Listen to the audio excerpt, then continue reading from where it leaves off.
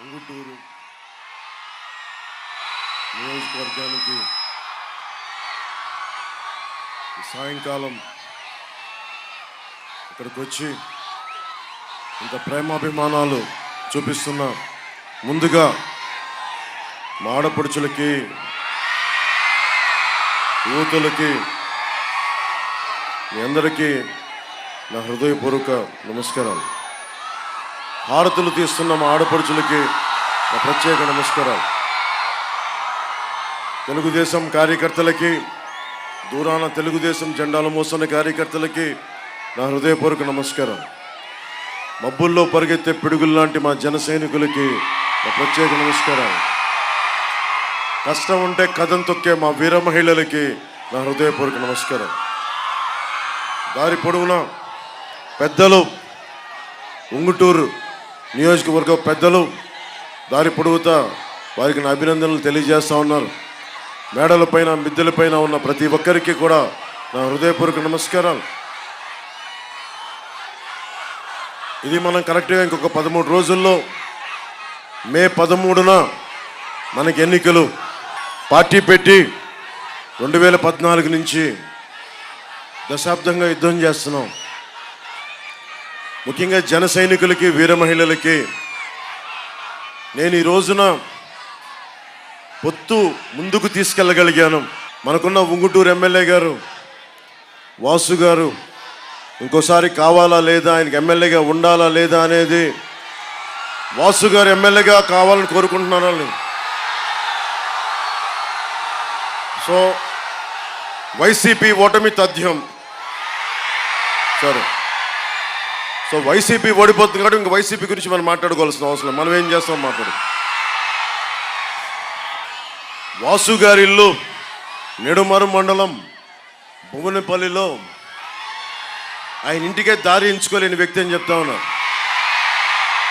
ఒక ఎమ్మెల్యే అండి, సొంత ఇంటికే దారి ఎంచుకోలేని వ్యక్తి మన దారులు ఏం పుడుస్తాడు, మన రోడ్లు ఏం వేస్తాడు. సరదాగా ఆయనకి ఏదో ప్యాకెట్ క్లబ్లు నడపాలని ఉంటుంది, అది కాదనం మనం. 30 లక్షలు కారు కూడా ఇచ్చారంట బాగా ప్యాకెట్ క్లబ్లు నడిపినందుకు. మనకి ఏం కావాలి? ప్యాకెట్ క్లబ్బులు కావాలా, మనకి డిఎస్సి నోటిఫికేషన్ కావాలా? ప్యాకెట్ క్లబ్బులు కావాలా, ఉపాధి అవకాశాలు కావాలా? వీళ్ళు ప్యాకెట్ ప్రభుత్వం ఇది. వీళ్ళకి ఎంతసేపు ప్యాకెట్ క్లబ్లు. మీరు ఆలోచించండి, ఇక్కడ ఆడపడుచులు చాలామంది ఉన్నారు. మీరు ఆలోచించండి అమ్మా. జగన్ గారు చాలా మర్యాదగా వచ్చి అందరు నమ్మారు కదా.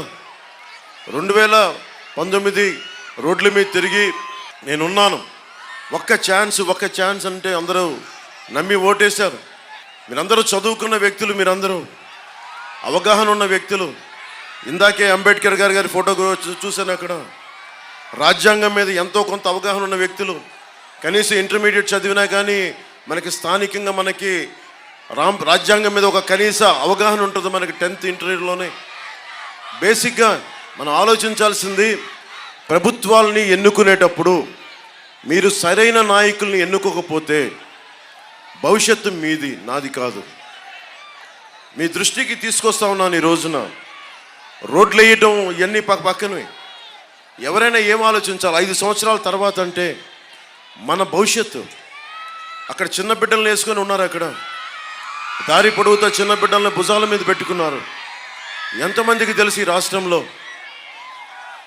ఎంతమందికి తెలిసి ఈ రాష్ట్రంలో, ఈ రాష్ట్ర ప్రభుత్వం పాలనలో 5 ఏళ్ల పాలనలో నాడు నేడు పథకం ద్వారా స్కూల్స్ అభివృద్ధి చేశామని వైసీపీ నాయకులు చెప్తున్నారు. మీరు ఎన్ని స్కూల్స్ అభివృద్ధి చేశారో లేదో మాకు తెలియదు, కానీ పేకాట, మద్యం మటుకు, ఇసుక దోపిడీ మటుకు చాలా అభివృద్ధి జరిగింది. జగన్ నాయకత్వంలో ఈ ప్రభుత్వం ఎయిడెడ్ కళాశాలల్ని, ఎయిడెడ్ స్కూల్స్ని మూసేస్తుంది. ఈ ప్రభుత్వం 4709 పాఠశాలల్ని మూసేసింది.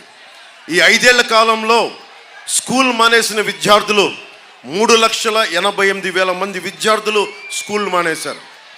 5 సంవత్సరాల నుంచి 18 సంవత్సరాల వయసున్న విద్యార్థులు, ఇది మీరు చాలా జాగ్రత్తగా వినాలి. ఇది 5 సంవత్సరాల నుంచి 18 సంవత్సరాల వయసున్న విద్యార్థులు రాష్ట్రంలోనే ఆంధ్రప్రదేశ్లో ఒకళ్ళు కాదు ఇద్దరు కాదు 62,000 మంది విద్యార్థులు చచ్చిపోయారు.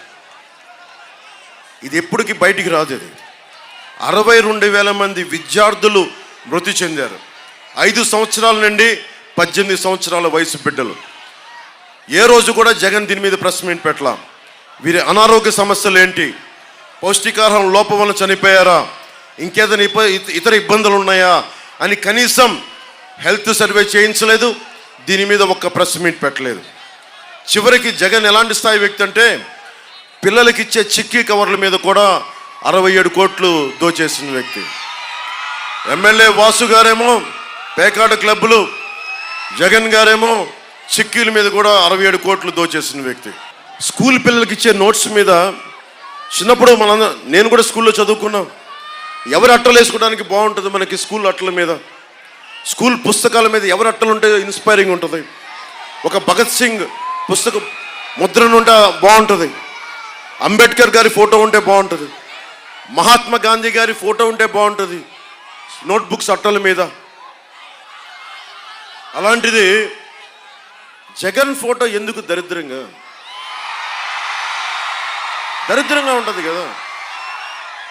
చిన్నపిల్లలకి ఏం చెప్తున్నావా జగన్ నువ్వు? కాదు, మీరు నవ్వుతున్నారు కదా. మీరు చెప్పండి, ఈ ముఖ్యమంత్రి 5 సంవత్సరాల నుంచి బెయిల్ మీద ఉన్న వ్యక్తి. ఇతను 32 కేసులు పైన 39 కేసులు ఉన్న వ్యక్తి 5 సంవత్సరాలు బెయిల్ నుంచి ఉన్నాడు, బెయిల్ మీద తిరుగుతూ ఉన్నాడు. ఇక్కడున్న మీరు ఒక్కళ్ళకి పాస్పోర్ట్ కావాలి అంటే, ఏదైనా ఉద్యోగం కావాలంటే పోలీస్ వెరిఫికేషన్ కావాలి. పోలీసులను నియంత్రణ చేసే వ్యక్తి 5 సంవత్సరాలు బెయిల్ మీద ఉన్నాడు. ప్రభుత్వ అధికారులు లంచాలు తీసుకుంటున్నారా లేదా అని చెక్ చేసే ఏసీబీ మీద ఆధిపత్యం చూపించే వ్యక్తి ముఖ్యమంత్రి. ఆ ముఖ్యమంత్రి మీద ఎన్ని కేసులు ఉన్నాయి? 30 కేసుల పైన, 5 సంవత్సరాల నుంచి బెయిల్. ఏం సూచిస్తుంది ఇది? ముఖ్యమంత్రి మనోడా, మన వర్గపోడా, మనోడని కాదు, ముఖ్యమంత్రి స్థానంలో ఉండేవాడు సరైనోడా కాదా అనేది మనం అందరం ఆలోచించాలి. ఉమ్మడి ఆంధ్రప్రదేశ్ ఒక ప్రభుత్వ ఉద్యోగి కొడుకుని నేను. నాకేం స్థాయి ఉంటుంది అంటే, ఒక మనిషి అనుకుంటే సాధించగలడు.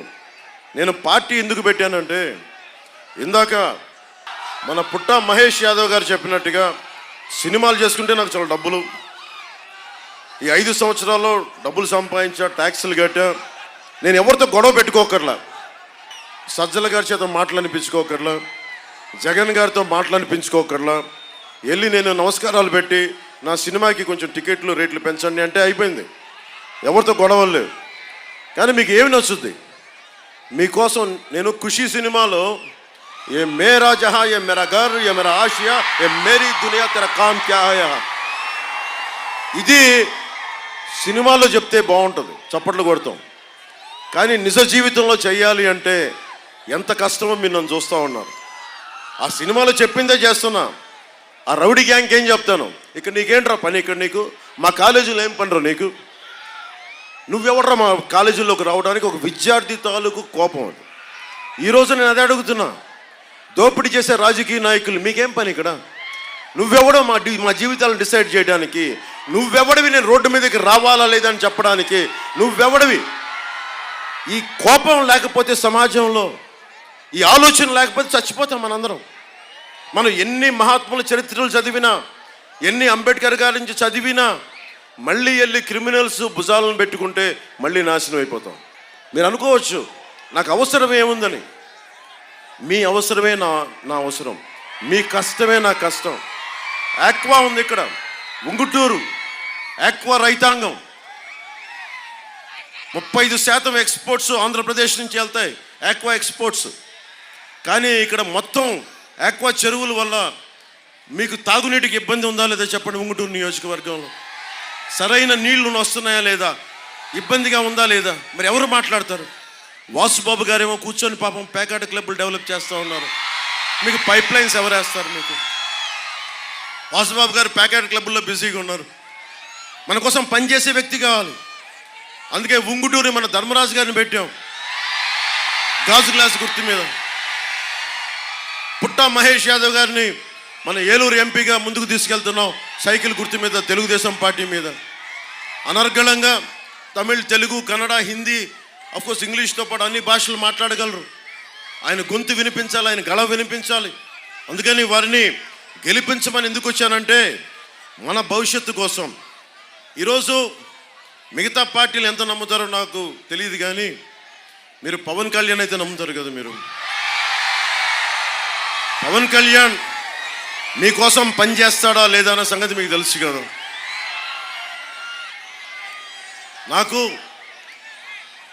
నాకు చిన్నప్పుడు స్కూల్స్లో నాకు గురువుల మీద నాకు అమితమైన గురువులకి చాలా దండం పెడతాను నేను.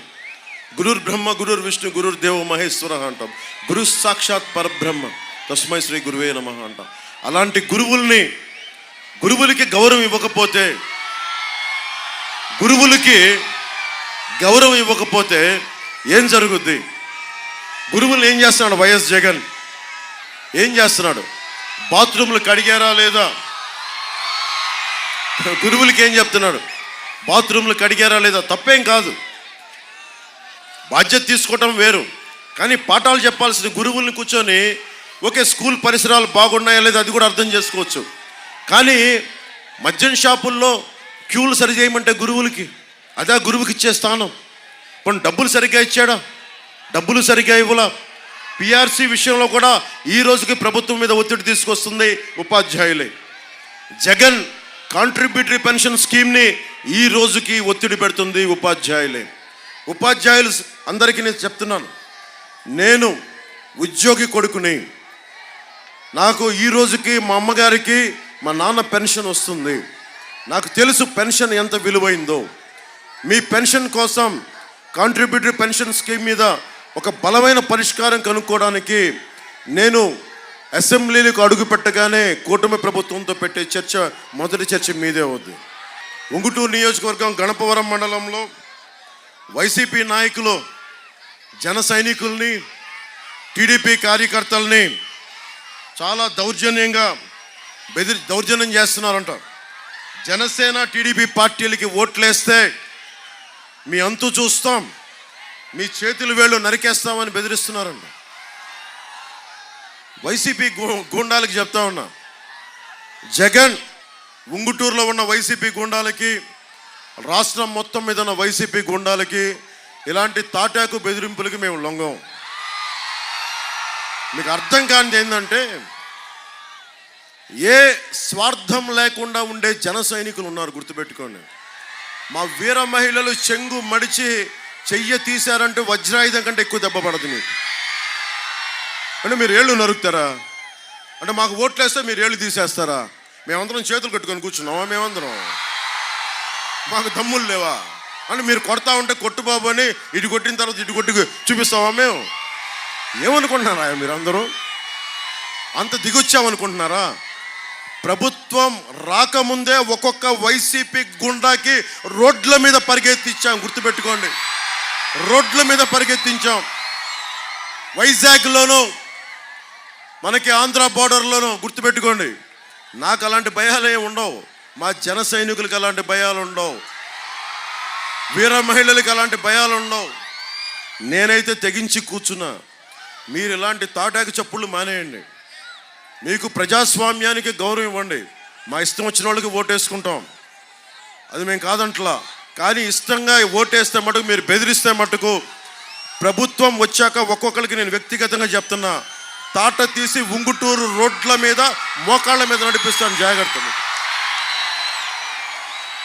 ఏంటిది? అరటిపండు తొక్క, అరటిపండు తొక్క అది. అవును, మనకి వాళ్ళు అరటిపండు తినేసాం, మన ముఖమే తొక్క విసిరేసారు. అరటిపండు తొక్క గవర్నమెంట్ కాకుండా తొక్కలో గవర్నమెంట్. ఆ ఫ్యాన్కి సౌండ్ ఎక్కువ, గాలి తక్కువ ఆ ఫ్యాన్కి. ముఖ్యంగా మన ఉంగుటూరు నియోజకవర్గానికి సంబంధించి మట్టి, కంకర, లారీని 8,000కి అమ్ముకునే వాళ్ళు కాదు, ధర్మరాజు గారు లాంటి దమ్మున్న నాయకుడు మనకు కావాలి. మనకి తాగునీటి, రక్షిత నీటి కావాలి అంటే పుట్ట మహేష్ యాదవ్ గారు బలంగా నిలబడతారు. ఇంకోసారి వైసీపీ వస్తే ఏం జరుగుద్దంటే, మన నిడమర్రు భీమేశ్వర ఆలయంలో వాళ్ళు కూర్చొని ఆ చెరువుల్ని, ఆ భూముల్ని అవి కూడా తవ్వేసుకుని లీజులు కూడా కట్టట్లేదు. మనకి చాణక్యుడు ఒకటే చెప్తాడు, నువ్వు ఏ డబ్బన్నా తీసుకో, కానీ దేవుడు మాన్యాల మీద టచ్ చేసేవా తరాలు ఎగిరిపోతాయి. మీకు గుర్తుపెట్టుకోండి. సరే, మీకు తరాలు ఎగిరిపోవాలంటే వైసీపీ నాయకులు రెచ్చిపోండి. మీకు భూమి పిచ్చి ఎక్కువైపోయింది. ఎక్కడ భూమి కనపడ్డా తీసేసుకుందామని చెప్తా ఉన్నారు. మీరు ఎవరైనా సరే భూమిలోకి దిగిపోవలసిన వాళ్ళే. మీరు భూమికి బాకీ ఉన్నవాళ్ళు మీరు అందరూ, మర్చిపోకండి ఆ విషయం. అలాగే కొల్లేరు ప్రాంతంలో ఈ చుట్టుపక్కల చేపల చెరువులు ఎక్కువగా ఉండే ప్రాంతం ఇది. ఇక్కడి నుంచి చేప, రొయ్య ఎగుమతి చేసే వ్యాపారులు ఎక్కువ. కొల్లేరు కాంటూరు సమస్య మూలంగా చేపల చెరువుల వాళ్ళు ఇబ్బంది పడతా ఉన్నారు. వైఎస్ఆర్ గారి సమయంలో కొల్లేరు పరిరక్షణకి చేసిన ఆపరేషన్ కల్లూరులో చాలా చెరువులు ధ్వంసం చేశారు, బాంబులు పెట్టి పేల్చారు.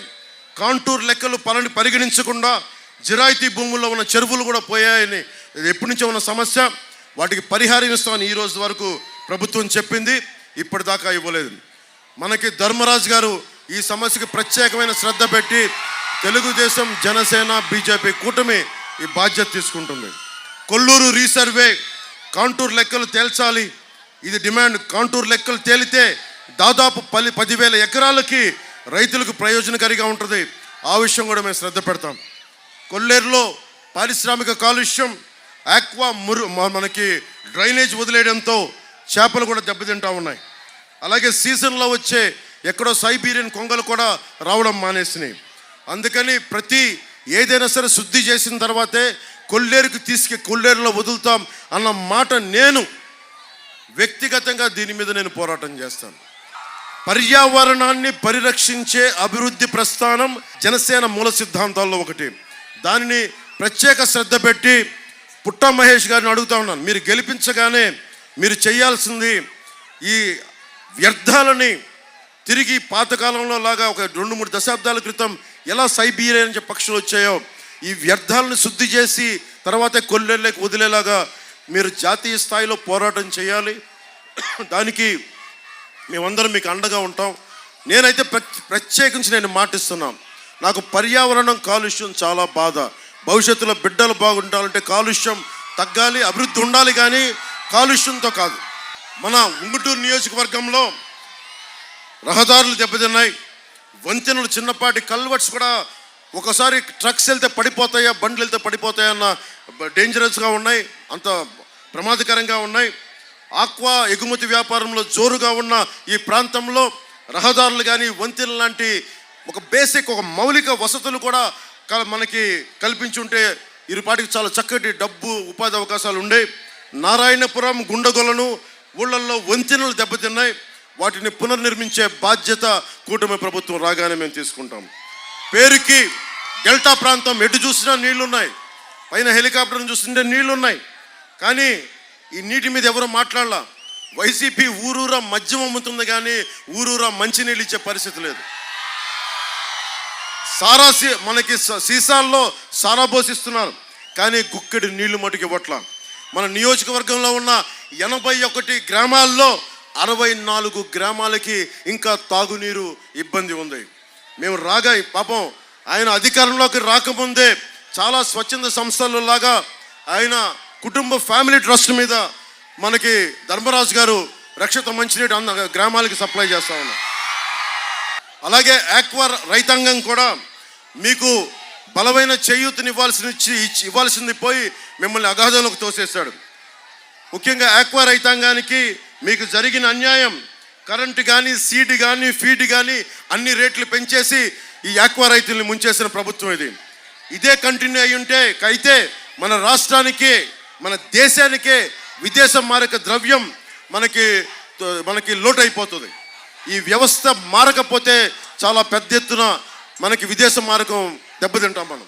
గత ప్రభుత్వ హయాంలో యూనిట్ ₹1.5 ఉంటే కరెంటు ధర తగ్గిస్తున్నామని సీఎం కాకముందు చెప్పిన వ్యక్తి ఈ రోజున ఆక్వా రైతులకి ₹5 కట్టే స్లాబ్ పడేలా రూల్స్ మార్చేశాడు.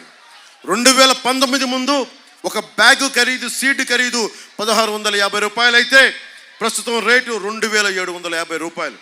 అంటే ₹1,100 వ్యత్యాసం. ప్రతి ఆక్వా రైతు కార్మికులు ఆలోచించాలి. 1150 రూపాయలు పెంచిన వైసీపీ ప్రభుత్వం కావాలా, లేదంటే మీకు అండగా నిలబడే కూటమి ప్రభుత్వం కావాలా, అది ఒక ధర్మరాజు గారు కావాలా, లేదా పుట్ట మహేష్ యాదవ్ గారు కావాలా అన్నది మీరు చాలా లోతుగా ఆలోచించి ఓటేయాలి. ఆక్వా రైతు ప్రతి కేజీకి 50 రూపాయలు నష్టపోతా ఉన్నారు. రైతు ఇంచుమించుగా 50,000 నష్టపోతా ఉన్నారు. రైతులు నష్టపోకుండా ఉండే బాధ్యత మేము వచ్చి మాట్లాడతాం, మీ సమస్యను తీరుస్తామని తెలియజేస్తా ఉన్నాం. అలాగే సబ్సిడీలో వచ్చే ఏరేటర్లు ఆపేశారు. ఎన్నికల ముందు మద్దతు ధరని చెప్పిన వ్యక్తి ఈ రోజున ఆపేశాడు. ఇంకా ఆక్వా రైతాంగానికి తెలియంది, మీకు మీ ద్వారా ట్యాక్సులు కలెక్ట్ చేసి నేషనల్ ఫిషరీస్ డెవలప్మెంట్ బోర్డు నుంచి తిరిగి మీకే రావాలి ప్రోత్సాహకాలు. అలాంటిది తెలంగాణలో ఇస్తున్నారు, కర్ణాటకలో ఇస్తున్నారు. కానీ ఆ డబ్బులు, మీరు ఇచ్చిన ట్యాక్స్ డబ్బులు భవన నిర్మాణ కార్మికుల సంక్షేమ నిధిని ఎలా దోచేశాడో, అలాగే ఆక్వా రైతాంగం కట్టిన ట్యాక్స్ డబ్బుల్ని జగన్ తను కూర్చొని తన సారాకి, తన మద్యం వ్యాపారాలకి అమ్మేసుకుంటా ఉన్నారు. తాగునీటి సమస్య మనం అనుకోవచ్చు, అన్ని చోట్ల ఉండేది అనుకోవచ్చు. కానీ ఎక్కడైతే ఆక్వా ఉందో అక్కడ చాలా కష్టమైంది, క్లిష్టమైన పరిస్థితి ఏంటంటే, ఆక్వా ఉంటే ఉపాధి అవకాశాలు ఉన్నాయి, డబ్బులు ఉన్నాయి. దాంతోపాటు చెరువుల్లో క్రిమి సంహారక మందులు ఎక్కువ వాడతారు. దానివల్ల తాగునీటి సమస్య ఎక్కువైపోయింది. గ్రౌండ్ వాటర్ పొల్యూట్ అయిపోయింది.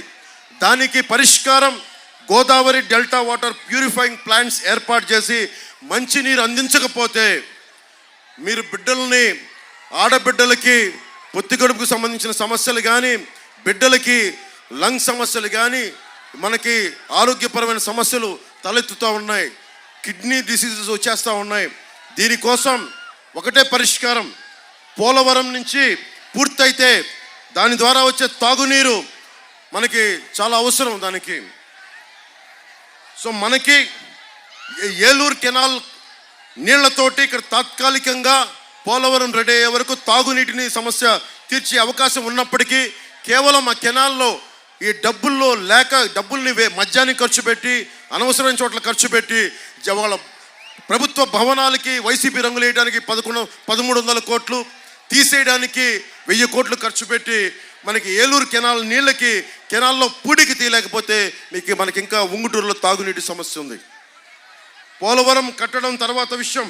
ముందు ఈ నియోజకవర్గంలో పోలవరం కుడికాలువ పొడవున ఉన్న గట్లన్నీ మనకి పూడికి తీయాల్సింది పోయి చేసి బయటికి తీసిన మట్టిని మళ్ళీ వాసుబాబు గారు అమ్మేసుకున్నారని మేము దృష్టిలో ఉంది. అలాగే క్రాప్ ఇన్సూరెన్స్, మనకి వెదర్ ఫోర్కాస్ట్ కానీ అగ్రికల్చర్ డిపార్ట్మెంట్ని కోఆర్డినేట్ చేసుకుని రైతుల కష్టాన్ని మినిమైజ్ చేయొచ్చు. ఏ విధంగా కూడా ఈ ప్రభుత్వం చేయలేదు. ప్రధానమంత్రి గారి ఫసల్ బీమా యోజన పథకాన్ని కేంద్ర ప్రభుత్వం, క్రాప్ ఇన్సూరెన్స్ పథకం ఉంది, దానికి 50% కేంద్ర ప్రభుత్వం పెట్టుకుంటే 25% రైతు, 25% రాష్ట్ర ప్రభుత్వం పెట్టుకుంటుంది. ఈ రోజు వరకు రైతులు వాళ్ళు ప్రీమియం ఇస్తూ ఉన్నారు. కానీ రాష్ట్రంలో ఆ బాధ్యత నుంచి తప్పించుకున్నారు. దాన్ని వైఎస్ఆర్ పంట బీమాగా మార్చాడు. స్టేట్ గవర్నమెంట్లో తన వాటా కట్టేయడం మానేయడం వల్ల ఈ రోజున 10% రైతాంగానికి కూడా పరిహారం అందట్లా. రోడ్ల సమస్య ఉంది. రోడ్ల సమస్య మీకు ఎన్ని వేల మంది చనిపోయారో మీకు తెలీదు. చినుకు పడితే వర్షాకాలంలో స్విమ్మింగ్ పూల్ అయిపోతున్నాయి ఆంధ్రప్రదేశ్ రోడ్లు. వర్షంలో బయలుదేరిన వాళ్ళకి ఎక్కడ గొంతుందో, ఎక్కడ రోడ్డు ఉందో తెలియదు. గజానికో గొయ్య. వాటిలో వెళ్ళడానికి అంబులెన్స్లో పడే కష్టాలు. నిజంగా జబ్బున్న వాళ్ళు కానీ, గర్భిణీ స్త్రీలు అంబులెన్స్ వెళ్ళాలంటే అది ఎంత ప్రమాదకరమైందో మీరు అందరూ ఊహించుకోవచ్చు. అలాగే రోడ్లని ఇన్ఫ్రాస్ట్రక్చర్ డెవలప్ చేయకపోతే ఎలాంటి నష్టాలు ఉంటాయని చెప్పడానికే పల్నాడులో మనకి ఒక చిన్న ఎగ్జాంపుల్గా చెప్తున్నాను. హయ్యెస్ట్ రోడ్ యాక్సిడెంట్స్ ఆంధ్రప్రదేశ్లో. పల్నాడులో 4 పిల్లలు ఉన్న ఆనంద్ అనే యువకుడు చనిపోయాడు. కాకినాడలో పెద్దపాలెంకి చెందిన భవన నిర్మాణ కూలి సత్యబాబు చనిపోయారు. చిత్తూరు జిల్లా గొంటిపల్లి చెరువు దగ్గర కరుణాకర్ రెడ్డి గారు చనిపోయారు. నెల్లూరు జిల్లా మునుగోలులో బీజేపీ మండల అధ్యక్షుడు శ్రీనివాసులు రెడ్డి గారు చనిపోయారు. మన్యం జిల్లా సాలూరు మండలం లారీ డ్రైవర్ సురేష్ గారు బైక్లో వెళ్తూ ఉంటే యాక్సిడెంట్ అయి చనిపోయారు. ఇలా ఇన్ని వందల మంది, వేల మంది చనిపోతూ ఉన్నారు. వీళ్ళందరూ కొంచెం పేరున్నాళ్ళు కాబట్టి మనకు తెలిసింది. నేను కోరుకుంటుంది కూడా కనీసం మౌలిక అవసరాలు, కనీసం గుంతలు పూడ్చలేని ప్రభుత్వం మీకు ఇంకోసారి కావాలా లేదనేది మీరు నిర్ణయించుకోండి. ఈసారి కొడితే కుంభస్థలం బద్దలు అవ్వాలి, బద్దలు అవుతుంది. బద్దలు కొడదాం. మీరు అందరికీ చాలామందికి ఏదో చిన్నపాటి ఇల్లు, చిన్నపాటి స్థలం, మీ తల్లిదండ్రులు స్వార్జితం, పిత్రార్జితం ఉంది కదా మీ అందరికీ ఎవరికి. ఈ రోజున government, YCP government land titling act పట్టుకొచ్చింది. ఇది మీరు చాలా జాగ్రత్తగా వినాలి ఈ మాట. మీ భవిష్యత్తు కూడా ఇది చాలా అవసరం. మీరు చెప్పండి, ఒక బ్యాంక్ అకౌంట్ మీ దగ్గర ఉంటే మీరు ఎంత కాదనుకున్నా ఇది భారతదేశపు మౌలికమైన సమస్య. ఇది చేతిలో నేను నీకు ఎలా చెప్తాను, డిజిటల్గా నేను నీకు ఇచ్చేస్తాను, నీ మొత్తం ఆస్తి పత్రాలనే డిజిటల్గా ఉంటాయని జగన్ చెప్తా ఉన్నాడు. సరే, సంతోషం, టెక్నాలజీ మారిపోతుంది, అద్భుతం జరుగుతుంది అని. మరి మన డీటెయిల్స్ అన్నీ తీసుకెళ్ళి హైదరాబాద్లోని అక్కడ మనం కూర్చోబెట్టి ఒక కంపెనీలో పెడతాడు. నానక్రామగూడలో ఒక కంపెనీ ఉంది, వైసీపీ వాళ్ళది. ఆ కంపెనీలో మీ ఆస్తి డీటెయిల్స్ అన్నీ పెడతాడు. ఇక్కడ మీకు ఉదాహరణకి ఇక్కడ ఒక ఆక్వా రైతు ఉన్నాడు. నీకు ఎన్ని చెరువులు ఉన్నాయి, నీకు ఏమేమి ఉన్నాయి, అది ఎవరికి వెళ్తుంది, దానికి ముందు వెళ్ళింది మొత్తం డిజిటల్గా వాళ్ళ దగ్గర ఉంటుంది. మీకు స్టాంప్ పేపర్లు ఉండవు. ఎవడన్నా సరే రేపు పొద్దున వచ్చి ఏ పులివెందల నుంచో జగన్ మనిషి వచ్చి ఇక్కడ వచ్చి ఈ స్థలం నాది అని కోర్టుకి మనకి సబ్ రిజిస్ట్రార్ ఆఫీస్లో పెట్టుకుంటే అది మీకు తెలియాలి. అది మీకు తెలియకపోతే, మీరు క్లెయిమ్ చేయకపోతే మీకు ఎప్పటికీ రాదు. అది వెళ్ళిపోయింది, మనకి ఓనర్షిప్ ట్రాన్స్ఫర్ అయిపోయింది. ఇది మన తాతగారులు ఇచ్చింది, మన పిత్రార్జితం, మన కష్టార్జితం కావచ్చు. ఇవన్నీ తీసేస్తున్నాడు జగన్. అంబేద్కర్ గారు ఒకటే చెప్తారు, నువ్వు ఎన్ని గొప్ప చట్టాలైనా చెయ్యి, ఎన్ని ఉన్నతమైన ప్రతిపాదనలు చట్టాలు చెయ్యి, పాలించేవాడి బుద్ధి వక్రంగా ఉంటే మనం ఏం చేయలేము. పాలించేవాడి జగన్ వక్రంగా ఉందా, సబబుగా ఉందా? మీరు ఆలోచించండి. అరే, ఉపాధి అవకాశాలు ఇవ్వలేదు, డిఎస్సి నోటిఫికేషన్ ఇవ్వలేదు, సిపిఎస్ నువ్వు రద్దు చేయలేదు, రోడ్లు వేయలేదు, ఉపాధి అవకాశాలు ఇవ్వాల, ఫీజు రీయింబర్స్మెంట్లు చేశారా లేదా మీకు చెప్పండి. మీరు ఎన్ని ఫీజు రీయింబర్స్మెంట్లు చేశారు?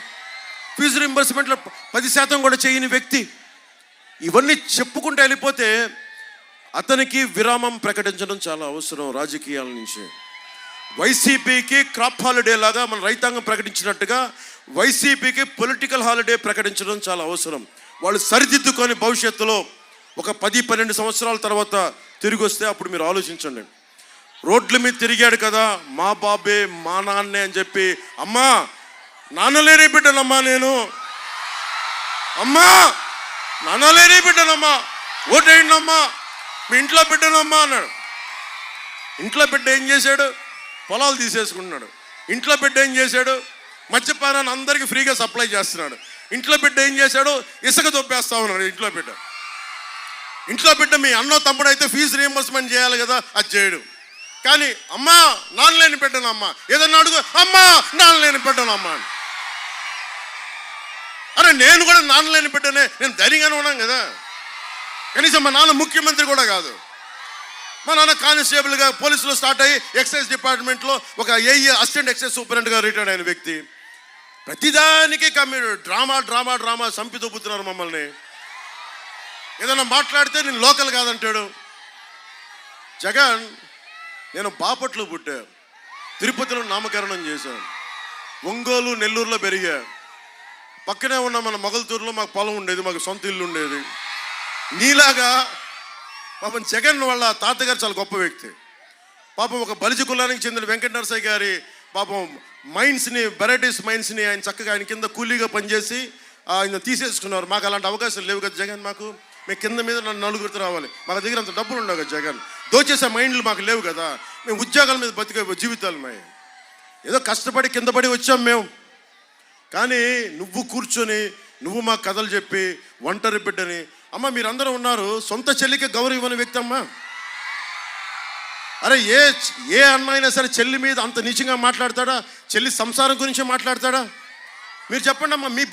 నేను ఇది కూడా చెప్తున్నా, ఆడబిడ్డలకి మానానికి అమర్యాద జరిగితే వాళ్ళ మంత్రులు ఉన్నారు, ఒకటి రెండు మానానికి అమర్యాదలు జరిగితే ఏమొద్దని మాట్లాడతారు. నిజంగా 30,000 మంది ఆడపిల్లలు పైగా అదృశ్యం అయిపోతే, నేను వారాహి యాత్రలో చెప్పా, 30,000 మంది ఆడపిల్లలు అదృశ్యమయ్యారు ఆంధ్రప్రదేశ్ నుంచి అంటే నన్ను తిట్టని బూతులు లేవు. వైసీపీ వాళ్ళు నీకేం తెలుసురా అంటారు, అదంటారు ఇదంటారు. సన్నాసులారా, నేను చెప్పిన మాటే ఆయన మన home minister, associate home minister చెప్పారు. మన స్టేట్ మినిస్టర్ ఫర్ హోమ్. 30,000 మంది ఆడబిడ్డలు అదృశ్యమైపోయారు. ఈ మనిషి ఒక్క రోజన్నా మీకు దాని గురించి ఒక అభిప్రాయం చెప్పాడా? ఏం జరిగిందని చెప్పాడా? నేను అందుకే మాట్లాడుతున్నా, మీరు ఎన్ని గొప్ప వాళ్ళని పెట్టుకోండి, వైసీపీని కనుక మీరు ఇంకొకసారి లోపలికి తీసుకుంటే మొత్తం సర్వనాశనం అయిపోద్ది రాష్ట్రం. మాట్లాడితే జగన్ సజ్జల గారు చెప్తారు, ఆయన చాలా ఆధిపత్యపు మనిషి, ఆయన క్లాస్ వార్ అంట. మా నాన్నేమో అసిస్టెంట్ ఎక్సైజ్ సూపరింటెండెంట్గా రిటైర్డ్ అయిన వ్యక్తి, వాళ్ళ నాన్నగారేమో ముఖ్యమంత్రి, వెరైటీస్ గన్లు ఉన్నాయి, లక్షల కోట్లు విలువ చేసే ఆస్తులు ఉన్నాయి. నేను కూర్చొని క్లాస్ వార్ అంట. నేనంట పేదవాళ్ళ రక్తం దోచేస్తానంట. పేదోడి రక్తం పీలుస్తుంది నేనా జగనా? మీరు ఆలోచించండి. కౌలు రైతుకి ఎవరు నిలబడ్డారు? పవన్ కళ్యాణ్ నిలబడ్డాడా? జగన్ నిలబడ్డాడా? ఈ ల్యాండ్ టైటిలింగ్ యాక్ట్ ఎలాంటిదంటే, మనం చిన్నప్పుడు మనకి క్లాసిక్ మార్క్సిజం, దున్నేవాడితే భూమి అని ఉండేది మనకి. మీకు భవిష్యత్తులో కనుక మీరు వైసీపీకి ఓటేసి ఎవరైనా సరే, ఆంధ్రప్రదేశ్లో గజం స్థలం ఉన్న వాళ్ళైనా సరే, సెంటు భూమి ఉన్న వాళ్ళైనా సరే, ఈ మాట మీరు చాలా జాగ్రత్తగా ఉండాలి. దున్నని భూమి అంతా జగన్దే అయిపోద్ది. దున్నిన భూమి మీద మీకు అధికారం ఉండదు. మీరు ఉండని స్థలాలన్నీ వైసీపీ జగన్వే అయిపోతాయి. మీరు ఉన్న స్థలాలు కూడా దాని మీద తాకట్టు పెట్టేస్తాడు. అందుకని ఇవి చాలా జాగ్రత్తగా ఆలోచించండి.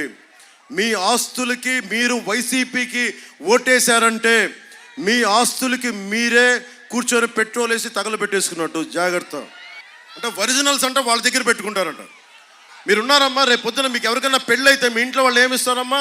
మీ వచ్చే అల్లుడికి ఏమిస్తారు? స్టాంప్ పేపర్లు ఇస్తారు. ఇదిగో మా అమ్మాయికి తరపు నుంచి తెస్తున్నాం, మీ బిడ్డకి ఆడబిడ్డకి ఇచ్చుకునేది ఉంటుంది. అది ఇవ్వరంటమ్మా. మీకు ఫోటో స్టాట్ జెరాక్స్ కాపీ ఇస్తారంట. జెరాక్స్ కాపీ ఎవరితో ఏంటో మనకేం తెలుసు. అందుకని చాలా జాగ్రత్తగా ఆలోచించండి. భారతదేశపు పాస్పోర్ట్ మీద నరేంద్ర మోదీ గారి ఫోటో ఉండదు. భారత రాజ్యాంగం తాలూకు 4 సింహాలు, మనకు కనిపించే 3 సింహాల రాజముద్ర ఉంటుంది. అలాగే మన పట్టాదారు పుస్తకాల మీద, మన ఆస్తి పత్రాల మీద జగన్ ఫోటో ఎందుకు దరిద్రంగా? మనకి ఆంధ్రప్రదేశ్ రాజముద్ర ఉండాలి. నవ్వుతా ఆయన ఫోటో ఎందుకు? తండ్రి లేని బిడ్డ ఫోటో మనకెందుకమ్మా? మనకి ఆయన ఫోటోలు ఎందుకు? తిరిగి కూటమి ప్రభుత్వం రాగానే ఆంధ్రప్రదేశ్ రాజముద్రతో ఉన్నాయన్నీ పునర్ముద్రిస్తాం. ఇప్పుడు మనం మనసి మాట్లాడుకున్న బాధ్యతలు అయిపోయినాయి. భవిష్యత్తు మీది. 2047కి అమ్మ మీకు ఎంత వయసు? ఎంత వయసు అమ్మా నీకు? 18 20 21. 2047కి నీకు ఎంత వయసు వస్తామ్మా? ఆల్మోస్ట్ మీకు ఒక 40 ఏళ్ళు పైన వస్తాయా? మీకు అప్పుడు పిల్ల పాప బిడ్డలంతా ఉంటారా? ఉన్నప్పుడు ఏం చేయాలమ్మా? మీ భవిష్యత్తు, మీ బిడ్డల భవిష్యత్తు కోసం నేను పనిచేస్తున్నా. మీ బిడ్డల భవిష్యత్తు కోసం ఆరోగ్యమైన పరిసరాలు ఉండాలి కదమ్మా. తాగునీటి అవసరాలు ఉండాలి కదా. ప్రతి చేనుకి నీరు, ప్రతి చేతికి పని. ఆరోగ్యం జాగ్రత్త ఉంటారా? నేను కూటమి ప్రభుత్వం నుంచి నేను మీకు మాటిస్తున్నా, నేను మీకోసం ఒక సర్వెంట్ లీడర్లా పనిచేస్తాను. సేవా నాయకత్వం. మీ సమస్యల కోసం నేను వచ్చి గమ్ తిప్పుతాను. నేను ఎన్ని సంపాదించుకుని నాకు తృప్తి లేదు.